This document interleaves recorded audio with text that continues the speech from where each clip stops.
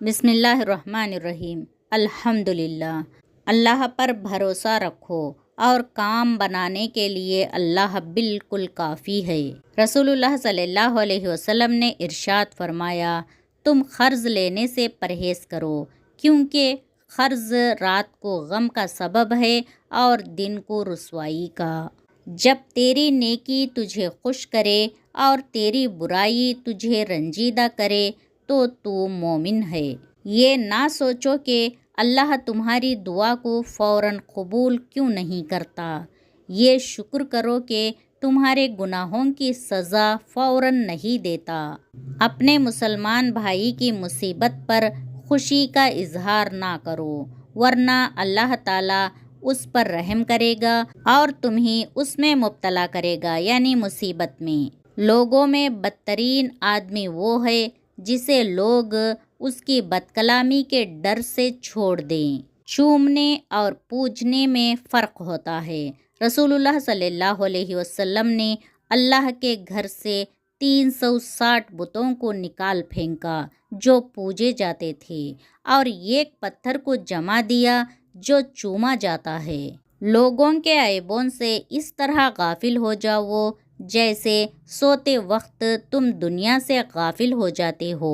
اس شخص کے لیے ہلاکت و بربادی ہے جو جھوٹی باتیں بنا کر دوسروں کو ہنسائے۔ جو انسان اللہ کو ہر کام میں یاد کرتا ہے وہ ناکام نہیں ہوتا۔ قرآن کے ذریعے اپنے دلوں اور گھروں کو آباد کیا کرو۔ جب تمہیں رونے کے لیے کسی کا کندھا میسر نہ ہو تو بہتر ہے کہ اپنے سر کو زمین پر رکھ کر آنسو بہاؤ۔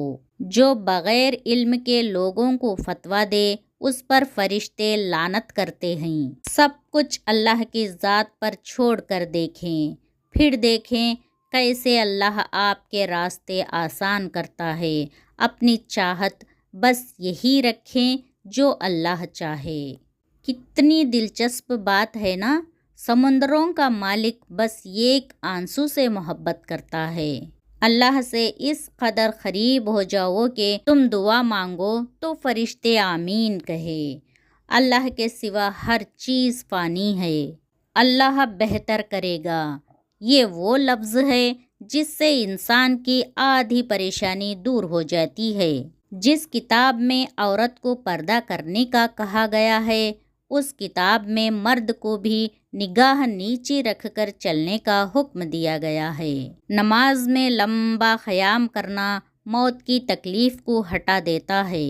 دوسروں کے لیے اچھا سوچو گے تو اللہ سبحانہ و تعالیٰ تمہارے لیے راستے بنا دے گا اور مشکلیں آسان کر دے گا۔ دنیا کے لیے آخرت برباد نہ کرو۔ کسی انسان کو خوش کرنے کے لیے اللہ کو ناراض نہ کرو۔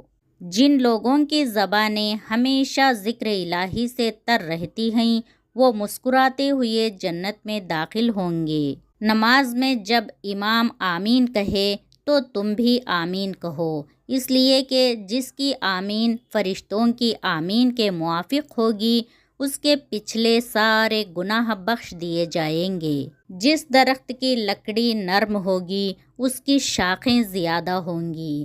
بس نرم طبیعت اور نرم گفتار بن جاؤ تاکہ تمہارے چاہنے والے زیادہ ہو۔ اللہ تعالیٰ کا ارشاد ہے کہ میں نے اپنے نیک بندوں کے لیے وہ چیزیں تیار کر رکھی ہیں جنہیں نہ آنکھوں نے دیکھا، نہ کانوں نے سنا اور نہ کسی انسان کے دل میں ان کا کبھی خیال گزرا ہے۔